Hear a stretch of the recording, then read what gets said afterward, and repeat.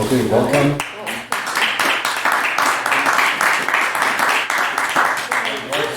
Thank you for coming on this incredibly cold and very wintry day.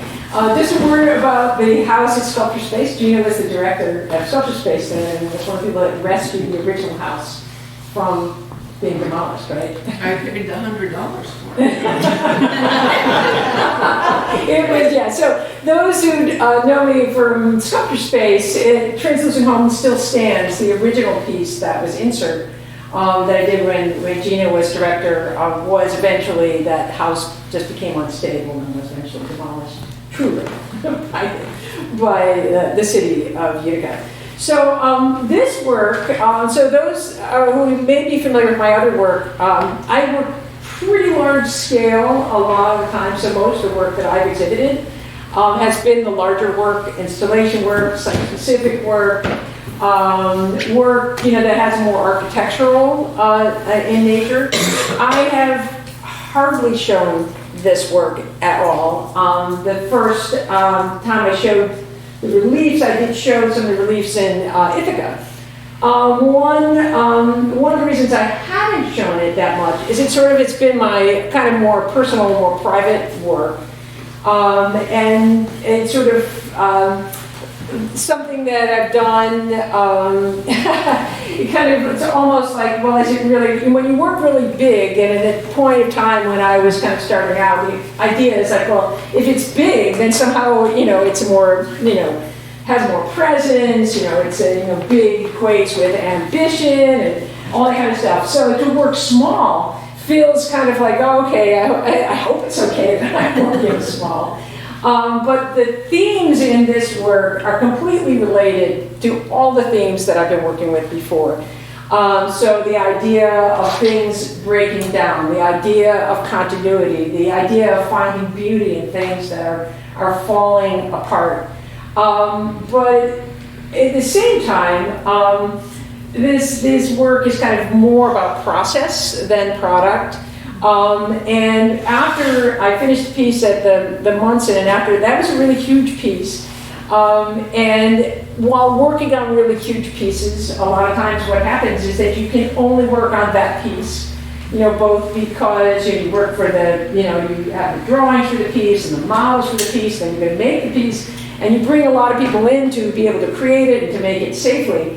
And as a result, there's a lot of smaller pieces or a lot of different ideas that I wanted to explore that I had to kind of leave behind when I was working on something large. And so I kind of, it's several years ago now, I kind of decided, well, what would happen if instead of making one huge kind of statement piece, instead I just broke the pieces down and just did one idea at a time, so that just to take the idea, just kind of slow the entire process down. And that's where these pieces, these initial pieces, came out of. So that rather to encompass many ideas, it was just like one idea and then just to shift it or change it just a little bit and see what that shift might bring. And at the same time, I started the work that I started with in my background. I started in ceramics. So I did that about this. It's like that. I started as an object maker. I've always loved making objects. I became, in graduate school, much more interested in kind of spatial, how we move through space and more in terms of architectural ideas. But at the end of the day, I really do love things and the making of things and the making of sculpture objects. And the other thing I'm really interested in is drawing. So, and where sculpture and where drawing, where those two fields meet. And so all of these ideas and are kind of part of kind of multiple bodies of work that I've been working on over a period of time. A lot of them kind of work between the two worlds, between sculpture, between drawing.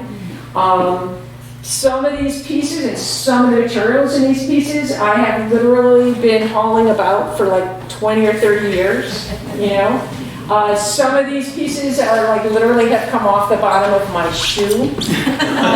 And a lot of times I really hate throwing things away. Because I think maybe they'll be useful. So sometimes there'll be a piece, especially the reliefs and these smaller, these objects over here. kind of got created at the point where I thought I was going to, like, oh, it's time to get rid of this, I'm going to throw this out, and say, oh, well, actually, maybe I don't really want to get rid of it, there's something I can do with it. So they're part of kind of almost a deconstruction of these things. Sometimes I will have, and this is true for all of the reliefs, these ones that are on the wall here, I finished them many times over, and then realized they weren't done. So it's like I might have finished it, put it away, and think, well, actually I don't know what I really even think of this. And then pull it out like 3 years later and think, actually, I've got another move to make on this piece. So there's a sense of the timing of these. Now that these have been out in the world, I probably won't change these particular ones. Well, actually, there's one over there I probably won't change. But they sort of are kind of encapsulated in a moment in time. This one probably had like 100 different variations before it kind of settled on where it is. And in some ways it's juxtaposition, so I see like these two pieces actually, they actually are kind of a unit. One of the things about this smaller works is, with my larger works and with the kind of spatial pieces, there would be, I feel like I've talked about that work more. I understand that work more. I feel like with this work, it's more intuitive. And I don't have as a kind of clear, like, a lot of times, it's like, well, this is what my work is about. This sort of work is more intuitive and it's more personal, it's more idiosyncratic. And at some point, and I'm still kind of learning to understand it myself. I don't have as kind of an elaborate explanation as you might, as you might want. On that note, I don't know if there's like particular questions you might have. I'm happy to answer any questions. Yeah. So I love the fact that the way you're talking about this, like, oh, this came off of my shoe, and then I was going to throw out, and then I was like, no, I can totally relate to all of that. Yeah. And so I guess my question for you is, it's interesting to hear you talk about this being more personal. Yeah. And so, I'm just curious what that's been like for you. Well, it's a little scary because, for one thing, most of the work that I've shown out there in the world has been this large work that has kind of an architectural foundation to it, and it's about kind of, it's about space and about how people work in space, and it's like, I could tie it back to, very specific ideas about my ideas about, architecture as metaphor and ideas of impermanence and things. But what this work is like, it hasn't, it's taken me a long time to accept it. Like, is this my real work? Especially like with these, like these are just a handful of them actually. When I started out, after I took down the piece, after the piece came down of the Munson, I thought, wow, I'm going to do 100. Instead of I'm going to do like 100, they're all going to be about this big. None of them, I just set a parameter of like, none of them could be bigger than this. Give yourself an assignment. I gave myself an assignment. And I thought, I'm going to do this for a year. Well, it's like 10 years now. So there's something happening. It's interesting. Yes. Because I'm kind of in a similar boat. But is there something happening that has a lot of vitality and curiosity for you on some level? Yeah. And, it's not as ambitious, quote, as the big scale stuff. Yeah. But yet there's something else in the process that wants to be heard or seen or found out. And that's an interesting place. It's like a portal into some unknown place. Right. And it's sort of like more open-ended. Yeah. It's a more open-ended, and you don't know really where it's going. And to be comfortable with that process, it's like, and to be comfortable with small work.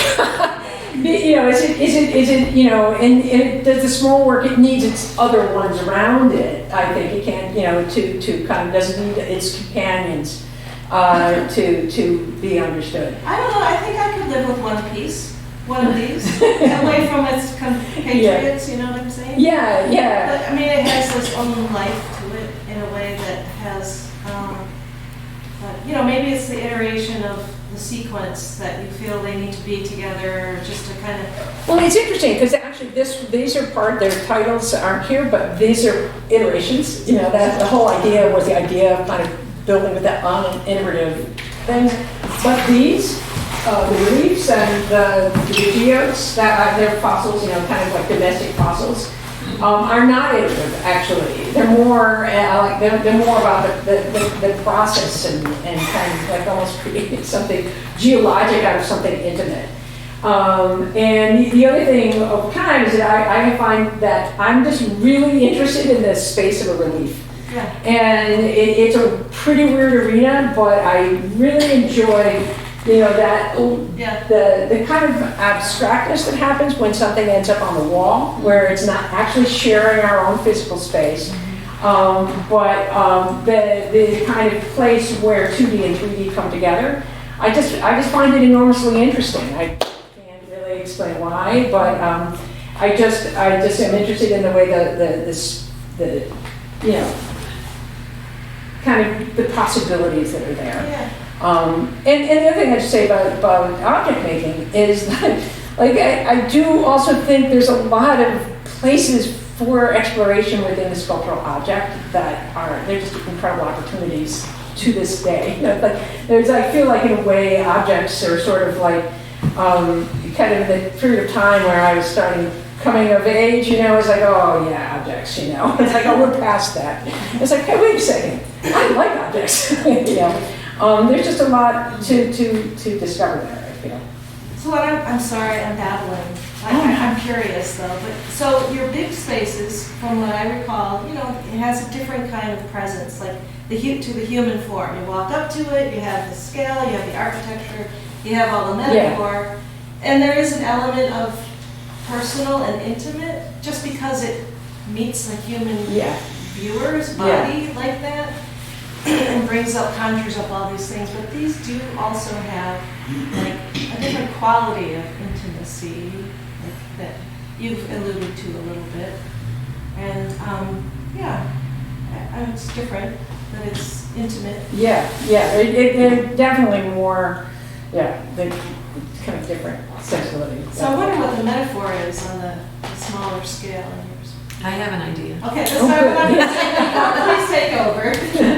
I didn't know your full story as an artist in your journey, but as both Reiner and yourself were explaining, it reminded me of Alice in Wonderland. Oh, wow. And going down the rabbit hole. Oh, wow. And because you've been on such a large scale, historically, to go smaller is a challenge, because you become the object in a larger size to what you created. So that is what I was thinking the whole time you were talking.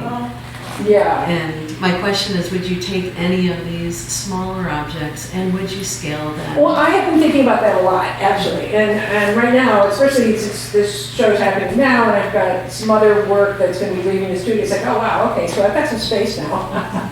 So it's like, is this time for a juncture, right? So, and then I think, well, you know, when I make these larger, I can't decide, or, you know, I have like an older piece that I'm like, well, I can't decide, you know. I could think about making these larger, actually. But I don't know if I would use, they couldn't be those same types of materials. That's just kind of where I'm at right now. And I'm like, I still have all the things I want to make, so.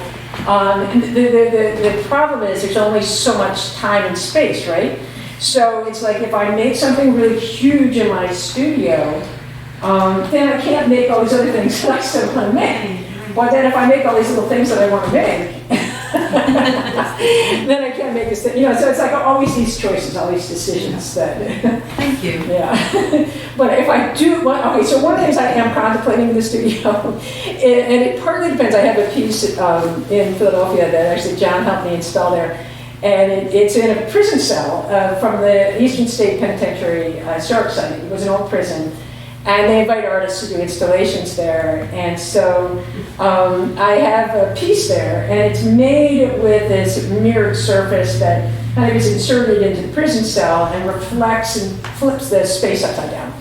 And so it's possible, it's been up since 2021, and it's been extended, so it's still up. And so it's a question of whether or not this year is the year they're going to take it down, at which point I'm going to have all these really cool mirrors. So if it goes down this year, it's going to be super tempting for me to bring those mirrors back and see what I can do with them. And so what I might do, so one of the things I am contemplating is I have a really neat studio, it's in an old factory building, because one of the things that I've loved about being working sculpture space is working on site, you don't have to bring it anywhere, it kind of lives there, is I might make a temporal piece that lives in my studio that isn't about having to shift it somewhere else. And then have an open house, and it's a bit of a haul. I live in it. But if I do that, then I'm thinking of something more along those lines, as opposed to taking it and then trying to cut it apart and take out the studio door and get downstairs. It's like, maybe I just want to live in it. I like that idea. Thank you. Yeah.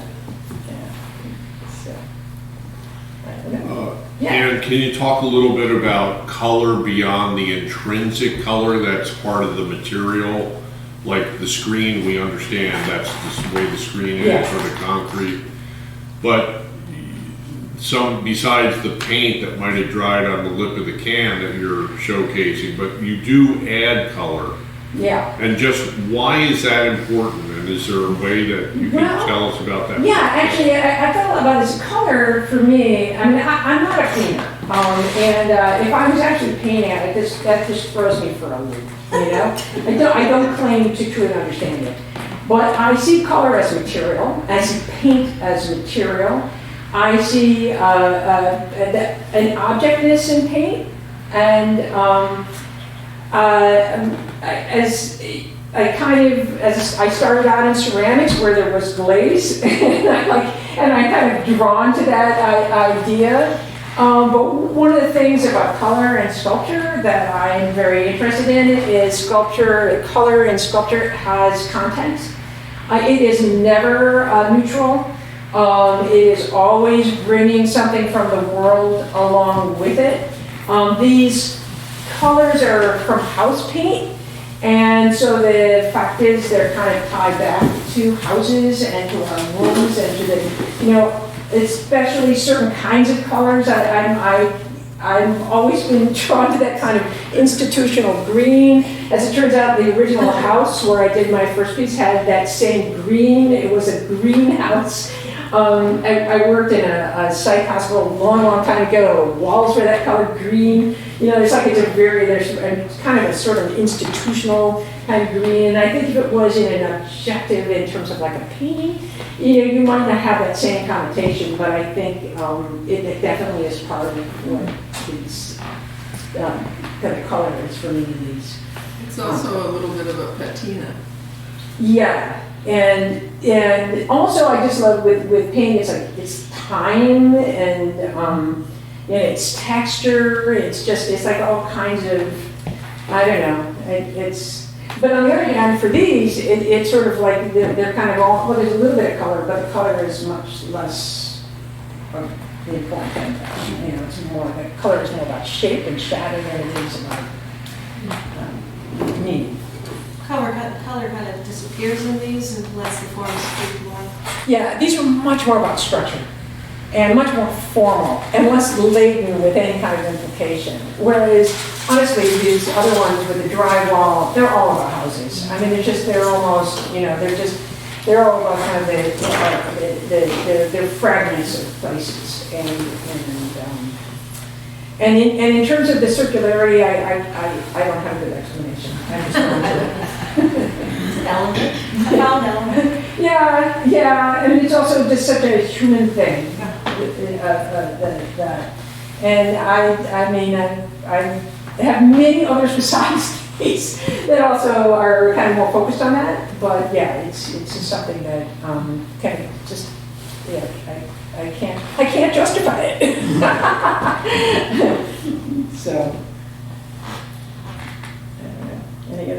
questions or? I can see definitely some of these on large scale. Yeah. Yeah, then you could have a show like Be a Beacon or something. Right? You just do some of these wire pieces. Like huge, like enormous. Well, it's funny because there's sort of, if I were to make this one enormous, I think, well, that'd be kind of like translucent home. So yeah, I mean, I'd like to put this in and put another one right on the, make a whole neighborhood, right? Yeah, exactly. That'd be great. Yeah. I can't tell how many sweaters I've ruined on their house's sculpture space. Oh no, I'm sorry. Sweaters, but, well, the little sharp points, you just catch you just right. Oh. Never hurt myself. Okay, that's good. What are you doing flying around there? They're like little maquettes too. Yeah, they are. Yeah, that's a question. Yeah. Like if you think about them as something that could be bigger, then yes, they're like Yes, yeah. give us a chance to imagine too. Yeah. I mean, I could definitely see that.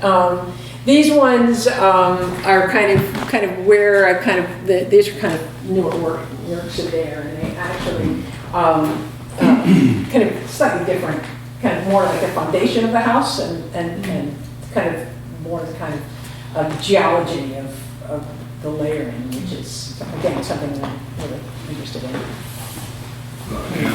I know you worked with a lot of different spaces publicly, but is there a space that you would love to have an opportunity to work with or in? Oh, yeah. Or on? And what is what would be some of that? Can you describe some of that to us? Yeah. The funny thing is like when I was in graduate school, I was just fell in love with Gordon Montclair's work, where he took, that split that house. I just wanted to drop that man. Yeah, I mean, I just fell in love with it. And I said, well, I would like, and then I also fell in love with the works of fantastic architects, like untrained folks who just took their homes and they just, with the embalming bottles and they built their spaces out of just whatever materials they had. And so when I saw that work when I was starting out, I was like, oh, that's what I want to do. That's what I want. I want my own house, and I want to work on it forever. And somehow when it got, and so I originally had proposed a sculpture space back in 1990, before I was living here, about doing a piece in an abandoned house, and things happened and it fell through, and then when I came back, it's like, to teach in Hamilton, it's like, well, gosh, I'd still like to do that house, and then that house became available. So there's a part, so the sculpture space house and the transformations on that house, in some ways, gave me that chance to work on the house. But when you say, what would I really like? I would like another house closer to my own house, so that I could work on and transform completely. And I haven't really given up on that idea. And just be able to work on it over time, and so and deal with it, almost room by room. Have you ever been to the Mercer House Museum? I have not, no. You have to go. This guy, you can go on the website. There's a couple buildings that he produced. First of all, he was wealthy enough to be able to collect agrarian tools in the 1800s in Pennsylvania, with the idea of making a museum before the agrarian tools were not useful. He really had this kind of thought. Then he traveled around the world for about 20 years. We have the affordability to that. And then took things from other cultures.